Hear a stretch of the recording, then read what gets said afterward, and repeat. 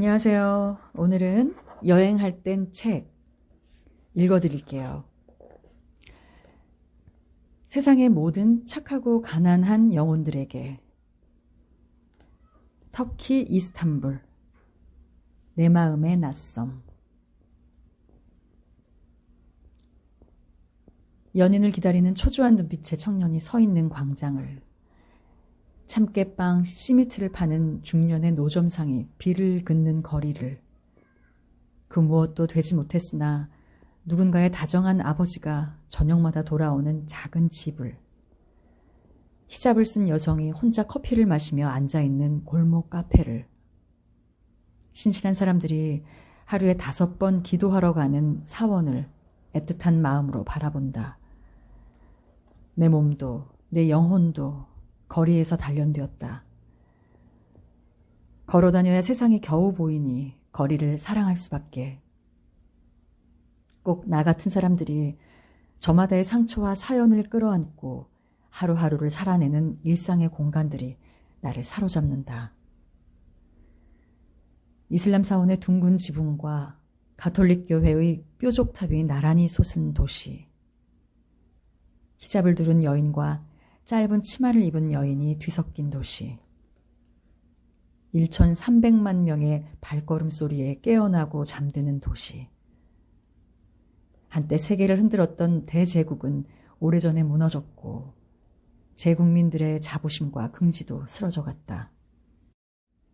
도시는 패배했고 영광은 과거의 것이 되었다.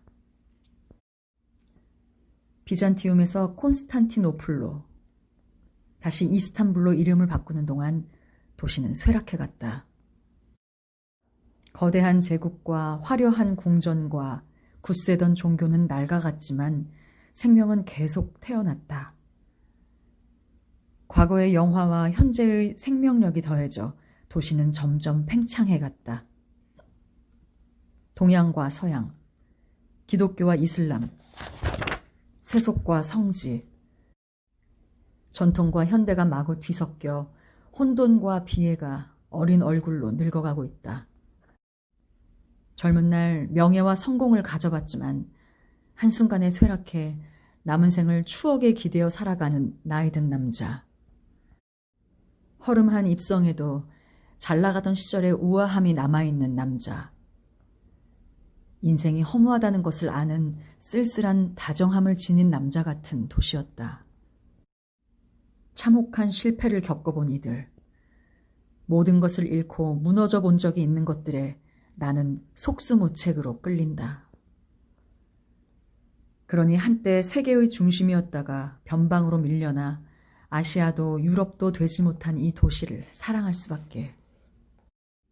이번에는 오르한 파묵의 소설 내 마음의 낯섦을 따라 나선 길이었다. 주인공 메블루트는 내가 싫어하는 모든 요소를 갖춘 남자다.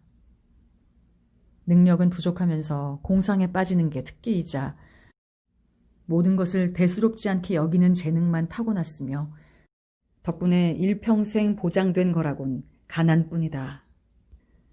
아이스크림 장사, 병아리 콩밥 장사, 간이식당 지배인, 주차장 경비, 전기 검침원, 향후회 잡일 등 온갖 일을 전전하며 하루하루 성실히 살아가지만 끝내 성공하지 못한 사람. 지나치게 정직해 손해를 보기 일수인 남자. 늙음하게야 겨우 아파트 한 채를 갖게 되는 게 전부인 모습은 나의 아버지와도 닮아 있었다.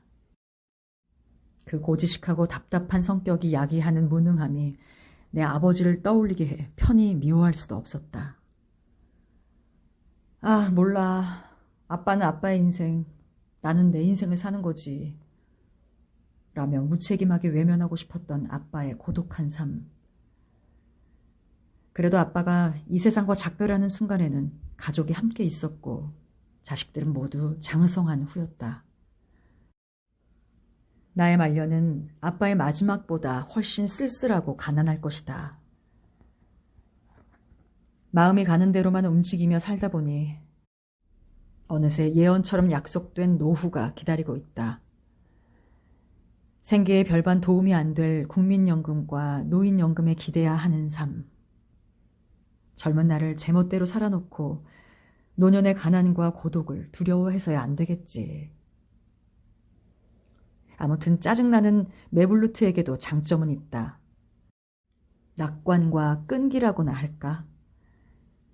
사촌의 결혼식에서 딱 한 번 마주친 소녀에게 반해 3년간 편지로 구애한 끝에 함께 도망을 치는 데까지 이르렀으니.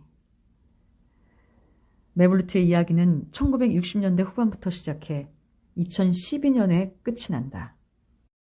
그 반세기의 세월 동안 좌익과 우익으로 나뉘어 죽고 죽이는 혼란, 군사 쿠데타와 사이프러스 분쟁, 쿠르트족 문제 같은 터키의 현대사가 고스란히 따라온다.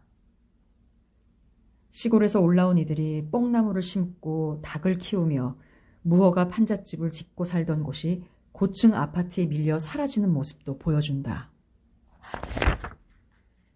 그래서 이 소설은 메블루트의 일생을 통해 이스탄불이라는 도시의 변화를 세세히 그려낸다. 소설을 읽고 나니 내가 알던 이스탄불이 그리워지고 내가 모르는 이스탄불이 궁금해졌다. 무엇보다 메블루트가 그토록 사랑한 보자의 정체가 궁금했다. 온갖 직업을 전전하면서도 보자 장사만큼은 포기하지 않다니 도대체 보자란 무엇인가? 기장을 발효시켜 만든 것으로 걸쭉하며 좋은 향기가 나고 짙은 노란색의 약간 알코올기가 있는 전통 음료. 이 설명으로는 아무것도 느껴지지 않았다. 보자를 마시고 싶어 잠이 안 올 지경이었다. 예정되어 있던 모스크바 여행 끝에 사흘 정도 이스탄불을 집어넣어 볼까? 다행히 항공료가 쌌다. 스시를 먹으러 동경에 다녀온다는 재벌집 딸 흉내를 내며 나는 이스탄불행 비행기를 끊었다. 보자를 마시기 위해 이스탄불에나 다녀와야겠어. 흥얼거리며 고작 음료 따위가 궁금해 여행을 떠나는 일이 인생에 2번은 없을 테니. 사흘의 짧은 여정에서 제일 먼저 찾아간 곳은 당연히 보자 가게였다. 오르한 파묵도 즐겨 찾는다는 1876년에 문을 연 보자 가게였다. 놀랍게도 가게는 붐볐다. 복고적인 것들이 유행으로 되살아나더니 보자마저 재발견된 것일까?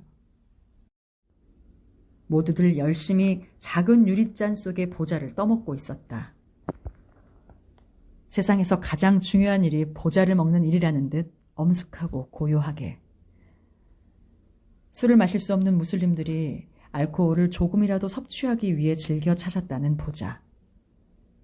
요크루트와 푸딩의 중간 식감에 살짝 텁텁한 첫맛과 달콤한 끝맛, 계피와 설탕이 뒤섞인 보자. 시큼하고 달콤하고 향긋한 맛이었다.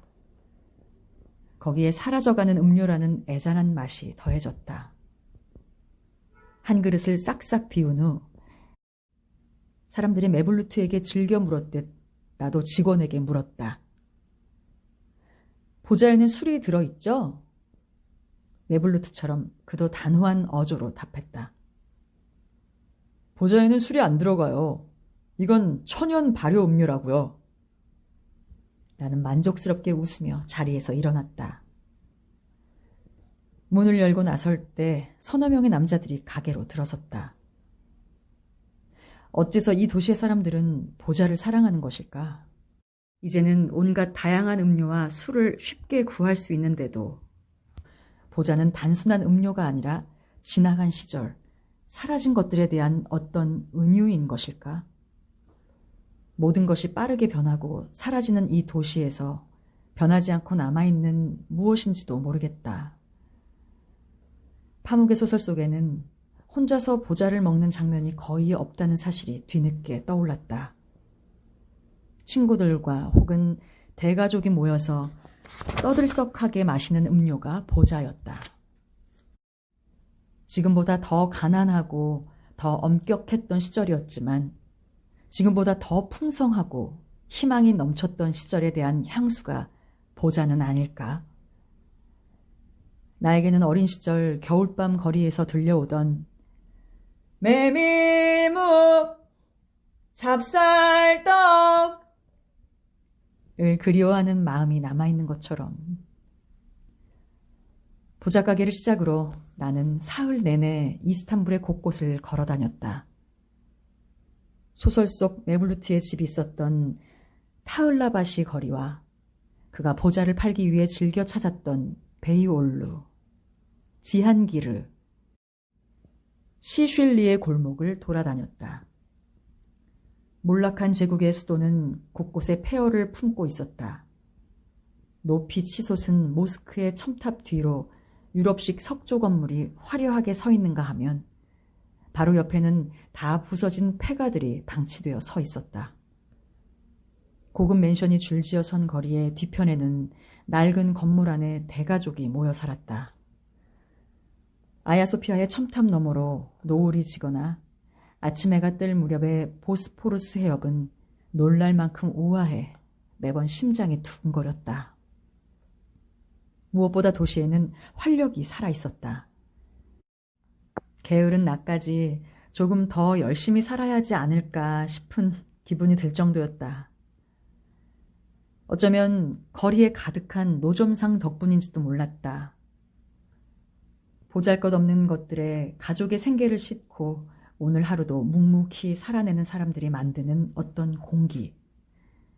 결코 가볍지 않지만 짓눌릴 정도로 무겁지도 않은 그런 생명력이 이스탄불의 거리에는 가득했다. 나는 혹시나 보자 장수를 만날까 싶어 유심히 노점상을 살폈다. 40kg의 짐을 지고 하루에 30km를 걸으며 보자! 외친다는 보자 장수는 눈에 띄지 않았지만 무수한 사람들을 만났다. 갈라타 다리 위에서 낚싯대를 들이운 채 소일하는 남자들, 구슬픈 터키 가요를 틀어놓고 옥수수를 굽는 젊은 청년, 알 수 없는 단어를 외치며 수레를 밀고 가는 백발의 아버지와 장성한 아들, 찻잔이 담긴 쟁반을 손에 들고 배달을 가는 소년, 가죽 벨트 10개쯤을 돗자리 위에 풀어놓고 담배를 피우는 50대의 남자. 이스탄불의 거리에는 여전히 수많은 메블루트가 있었다. 운명이 저를 내동댕이 쳐도 스스로를 우습게 여기지 않으며 오늘을 살아내는 사람들이었다. 거리의 노점만큼은 아직 남자들의 영역인지 여자들은 보이지 않았다. 어딘가 좁은 집에서 아들과 아버지와 남편을 기다리는 여자들이 있을 터였다. 그녀들이 거리로 쏟아져 나와 자신의 이야기를 들려줄 날은 언제일까? 메블루트는 내가 반하기 어려운 유형의 남자였지만 제법 통하는 구석도 있었다. 걸으면 상상력이 가동된다는 말의 뜻을 알고 메블루트처럼 거리를 오가는 사람들을 바라보고 자신이 본 것들에 대해 상상하고 그것들에 대해 누군가와 이야기를 나누는 것을 사랑한다. 낯선 나라를 돌아다니며 거리의 사람들을 만나고 그들의 삶에 대해 상상하는 것, 그리고 그것들에 대해 씀으로써 이야기를 나누고자 하는 욕망. 내 삶은 온전히 거리에서 채워지고 있다. 내 안의 낯섦조차 담담히 응시하며 거리에서 삶을 이어온 메블루트는 나였고 나의 아버지였고 내 이웃이었고 세상의 모든 착하고 가난한 영혼이었다. 그리고 메블루트의 아내 라이하를 비롯한 그녀의 자매들. 아이를 낳고 키우며 집에서 남편을 기다리며 살아가는 순종적인 라이하도, 세상에 대항하며 저를 지키려 애쓰는 사미하도, 남편의 폭력과 무시에 시달리면서도 가족을 위해 제 삶을 희생하며 살아가는 웨디하 또한 나이자 나의 어머니였고 내 이웃이었고 세상의 절반이었다. 어디에서나 고단하고 누구에게나 예외 없이 가혹한 삶을 있는 힘껏 살아내는 이들. 평생을 살아온 도시와 자신 안에서 끝없이 낯선 것들과 대면하며 살아가야 하는 모든 인간의 이야기였다. 파묵이 자신이 쓴 최초의 페미니즘 소설이라고 말했듯이 나는 그녀들의 목소리로 이스탄불이라는 도시에서의 삶을 들었다. 그 목소리는 아직 낮고 희미했지만 조금씩 높아질 터였다. 그이들의 목소리 덕분에 이스탄불은 내게 낯설면서도 익숙한 도시가 되어 여전히 나를 부르고 있다. 오늘 터키 이스탄불의 여행이 좋으셨다면 함께 떠나고 싶은 분들께 공유 부탁드립니다. 감사합니다.